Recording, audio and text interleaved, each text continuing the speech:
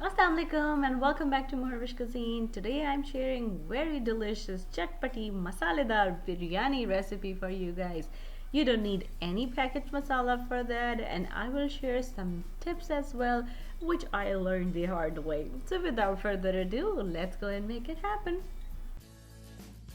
So let's start our recipe with Bismillah. First, in a wide open pan, I heated up some oil, adding some sliced onions and start cooking on a medium to high flame until onions turn light golden color. Now I will take all these onions out onto a strainer so onion will not get soggy, and then we will use this onion later in this recipe. Now if you want, you can leave half of the onion in there, but I will use it later and I'll show you how. So when our oil cools down a bit, now I'm adding sabut garam masala in there. I have some cumin seeds, any star seeds, cinnamon stick, cardamom, black cardamom, cloves, nutmeg, mace, all those garam masala I'm adding in there and cooking on a medium heat for 30 seconds to a minute, and adding some chicken with cubed potatoes. Now I will add some ginger and garlic in there right away with some aloo bukhara or dried plums in there. Now mix everything well until chicken completely changes its color. Now it's time to season it. I am adding chicken cube in there. If you want to skip it, you can add a little bit of extra salt. I'm adding more salt with some red chili powder, coriander powder, and crushed and roasted cumin powder in there. Mix everything well. Now I will add half of the fried onion in there. As I said, you can leave the onion in there, but I was worried I don't want to burn the onion, so I took it out. Adding a little bit of yogurt in there as well. If you want to keep it yogurt dairy free, you can just omit the yogurt and add a little bit of extra tomatoes, and I will leave all that ratio in the description on my blog post.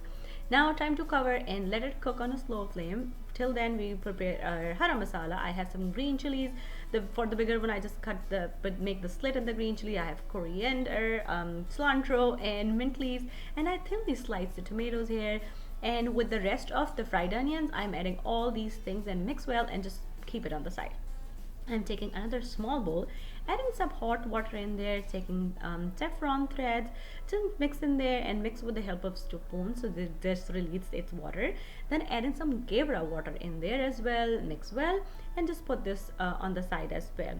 Well, let's go and check on our chicken. So we need to cook this korma until chicken gets completely tender and only around 1 cup or 1 1/4 cup of liquid is left, like so. So now I'm adding pisa garam masala and chaat masala, and I'm just sprinkling on top of it. And now I'll just take all that haram masala which we just mixed and just layer it on top. Then all the kebra water and saffron water in there, and zarda rang, biryani rang goes on top. Then cover and let it put on dum for like 5 to 10 minutes, and I put the griddle underneath as well.